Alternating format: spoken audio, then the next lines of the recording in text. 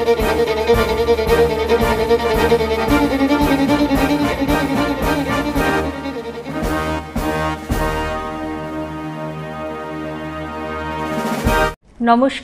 আমি সৌমি। ব্রততী পরম্পরা ডিজিটাল নিউজের আজকের বুলেটিনে আপনাদের স্বাগত। আজকের শিরোনামে বাংলার হারিয়ে যাওয়া অ্যাথলিট মৌমিতা মণ্ডল, সিতারে জমিন পর, পর্দায় আত্মপ্রকাশ বিশেষভাবে উজ্জ্বল এক ঝাঁক তারাদের।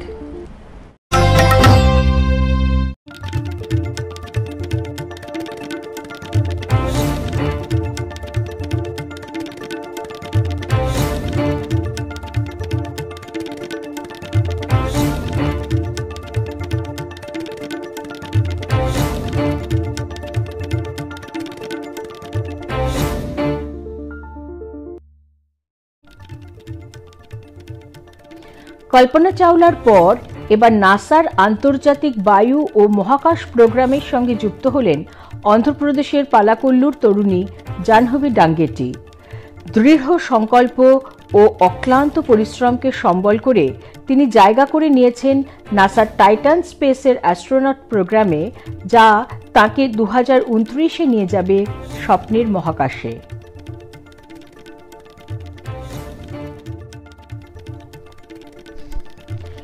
বিস্ময়ের পথে আরেক ধাপ এগিয়ে এইবার আকাশপথে উড়ে গেল পৃথিবীর প্রথম যাত্রীবাহী ইলেকট্রিক বিমান আলিয়া CX-300, যেটি তৈরি করেছে আমেরিকার বেটা টেকনোলজিস নামে একটি কোম্পানি। 130 কিলোমিটার পথ পাড়ি দিতে এই বিমানের সময় লাগল মাত্র 30 মিনিট।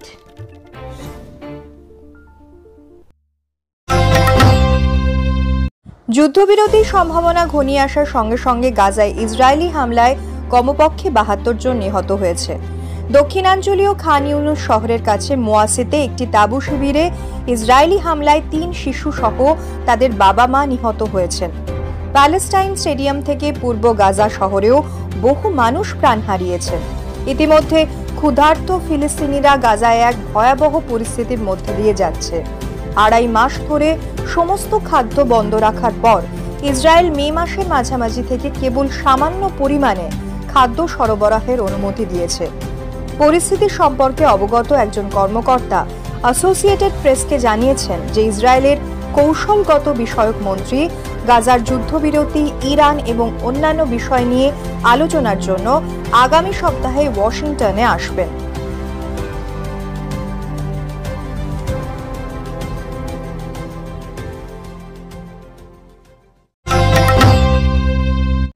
আটত্রিশতম ন্যাশনাল গেমসে সোনাজয়ী মৌমিতা মণ্ডল, দেশের তৃতীয় অ্যাথলিট, যাকে নিয়ে উদযাপন করা তো দূরের কথা, রাজ্যের মানুষের কাছে তিনি বিস্মৃতির পাতায়। সরকারের থেকে যোগ্য সম্মানটুকুও পান না। মনে পড়ছে তাঁর কথা? আমি 25 বার 25 টাইম ন্যাশনাল মেডেলিস্ট, কেউ চেনে না। আমি আন্ডার 23 রেকর্ড হোল্ডার, কেউ চেনে না। আমি 645 জাম্পার, এখন আমি ইন্ডিয়ার টপ 3 মধ্যে আছি। 100 হার্ডেলসেও, লং জাম্পেও, হেপ্টাথলনেও। কজন চেনে না? জাতীয় গেমসে 2টি পদক জিতে আলোড়ন ফেলেছিলেন বাংলার মৌমিতা মণ্ডল। 110 মিটার হার্ডেলসে রূপো এবং লং জাম্পে তিনি সোনা জিতেছেন। বিভিন্ন দলগত ইভেন্টে মৌমিতা তার আগেই বাংলার মুখ উজ্জ্বল করেছেন। হার্ডেলসের পর ছিল লং জাম্প ইভেন্ট। প্রথম লাফ আশানুরূপ ছিল না, লাফিয়েছিলেন 5.96 মিটার। তারপর ভেবেছিলেন আর লাফাবেন না, কিন্তু দলের বাকিরা উৎসাহ দেওয়ায় ফের লাফান বাংলার মেয়ে, আর তাতেই সোনা এসেছিল ঘরে। কিন্তু এত কৃতিত্বের পর বাংলা তাকে কি দিয়েছে? না কোনো সম্বর্ধনা, না সাম্মানিক, কিছুই জোটেনি মৌমিতার। 25 বারের ন্যাশনাল মেডেলিস্টকে কেউ চেনে না। মৌমিতার ক্ষোভ রাজ্য স্তরে খেলার জন্য যোগ্য কোচ বা প্রতিযোগীও নেই। মৌমিতা আরও চিন্তিত পরবর্তী অ্যাথলিটদের ও বাংলার ক্রীড়ার ভবিষ্যৎ নিয়ে।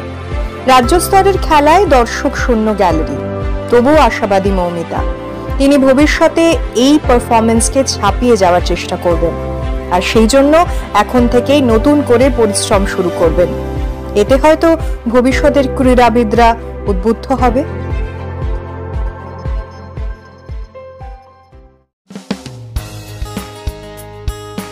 ব্রততী পরম্পরা ও কাব্যায়নের বিভিন্ন শাখায় অফলাইন ও অনলাইন আবৃত্তি প্রশিক্ষণের জন্য ভর্তি চলছে। কবির রোড, সল্টলেক, বারাকপুর, সোনারপুর, চুঁচুড়া, বেহালা, শ্রীরামপুর, শ্যামবাজার ও শান্তিনিকেতন শাখায় ভর্তির জন্য যোগাযোগ করুন এই নাম্বারগুলিতে।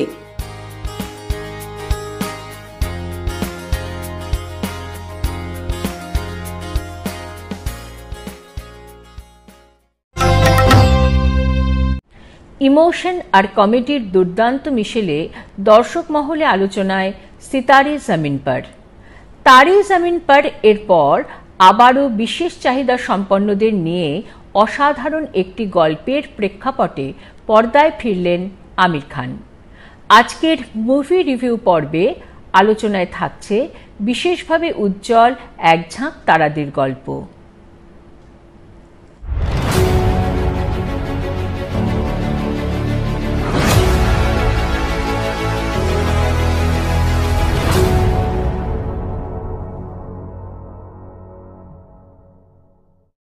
নমস্কার, আমি শ্রোতমা। আজকের মুভি রিভিউ পর্বে সকলকে স্বাগত। মুভি রিভিউ পর্ব মানেই কোনো একটি সিনেমাকে নিয়ে পজিটিভ বা নেগেটিভ দিকগুলো আলোচনা করা। কিন্তু আজকে আমরা যে সিনেমাকে নিয়ে কথা বলবো, এই সিনেমা আমাদের বলিউডে নির্মিত হয়েছে, এটা ভাবলেই একটা অন্যরকম অনুভূতি মনের মধ্যে কাজ করছে। আর.এস. প্রসন্ন পরিচালিত একটি স্প্যানিশ সিনেমার রিমেক, এটাকে হলিউডেও এর রিমেক করা হয়েছিল, সিতারে জমিন পর। অনেকে হয়তো বলবেন এই সিনেমার মুখ্য চরিত্রে রয়েছেন আমির খান, কিন্তু আমি বলবো এই সিনেমার মুখ্য চরিত্রে রয়েছেন এমন এক ঝাঁক মানুষ যাদেরকে হয়তো চিকিৎসাগত পরিভাষায় আমরা বলি ডাউন সিনড্রোম বা অটিজমে আক্রান্ত মানুষ। কিন্তু তারা কিন্তু এই সমাজকে বা মানুষকে নতুন করে দেখার দৃষ্টিটা আমাদের মনে উন্মোচন করে দিয়েছেন। তাদের যে ভাবনার বিভিন্ন স্তর, বিভিন্ন আবেগকে এই সিনেমায় ফুটিয়ে তোলা হয়েছে, তাতে যেমন নির্ভেজাল কমেডির উপাদান হয়ে দেখা দিয়েছে সেগুলো, আবার সেই উপাদানগুলোই আমাদেরকে ভীষণ ইমোশনাল ভাবেও ছুঁয়ে যায়। গল্পটাকে যদি অল্প করে ছুঁয়ে যেতে চাই তাহলে এরকম যে আমির খান যে চরিত্রটি অভিনয় করছেন একজন বাস্কেটবল কোচ, এবং যিনি নিজের আদর্শগত দিক দিয়ে খুব একটা স্থিরতা নেই তার, তো তাকে এমন একটি শাস্তির মুখে পড়তে হয় যে তাকে আদেশ দেওয়া হয় তিনি এমন একটি দলকে প্রশিক্ষণ দেবেন যারা ম্যাচে অংশগ্রহণ করতে সক্ষম হবেন, এবং সেই সূত্রেই তার আলাপ হয় এই ধরনের মানুষদের সঙ্গে। ধীরে ধীরে প্রথমত এই রকম পরিবেশে মানিয়ে নিতে অসুবিধা হলেও এই মানুষগুলোর সঙ্গে তিনি এমনভাবে অ্যাটাচ হয়ে যান এবং সেই গল্পকে কেন্দ্র করেই সিনেমা এগোতে থাকে। অভিনয়ের কথা বলতে গেলে আমির খানের কথা বোধহয় আলাদা করে বলার প্রয়োজন পড়ে না। তিনি তার হিরো ইমেজ ছেড়ে যেভাবে নিজেকে প্রতিনিয়ত নতুন নতুনভাবে এক্সপ্লোর করেন, সেটা যে কোনো শিল্পীর কাছে ভীষণ অনুপ্রেরণার জায়গা। আর যে কথা বলছিলাম, যাদেরকে নিয়ে মূল গল্প এগিয়েছে তারা এত সুন্দর সহযোগিতা করেছেন অভিনয় এই সিনেমাকে এগিয়ে নিয়ে যেতে, তাদেরকে কর্নিশ জানাতেই হয়। আর ছোট্ট একটু কথা, যেটা সব ভালোর থেকে একটু যদি জোর করেই বলা যেতে পারে নেগেটিভিটি বার করতে চাই, তাহলে সিনেমার গানগুলি যদি আরও একটু বেশি মন ছুঁয়ে যেত বা আরও একটু বেশি সিনের সঙ্গে মানানসই হতো তাহলে একটু ভালো হতো। বা আমির খান যেন কোথাও গিয়ে তার চরিত্রকে এমন একজনভাবে রিপ্রেজেন্ট করছেন যে তিনি সব খারাপটা দেখাবেন আর ভালোটা এই সিনেমার মধ্য দিয়ে তুলে ধরা হবে। তো যাই হোক, সেটা যেটা বলছিলাম, মূল গল্পকে এক রেখে এই সিনেমার রিমেক করা হয়েছে, কিন্তু বাদ বাকি সমস্ত দিক দিয়ে এই সিনেমা নিশ্চিতভাবে বলা যায় 100 নম্বর পাওয়ার দাবি রাখে। আজকের সংবাদ এই পর্যন্তই। দেখা হবে পরের রবিবার ঠিক সন্ধ্যা 7:30টায়। চোখ রাখুন ব্রততী পরম্পরা ইউটিউব চ্যানেল ও ফেসবুক পেজে। নমস্কার।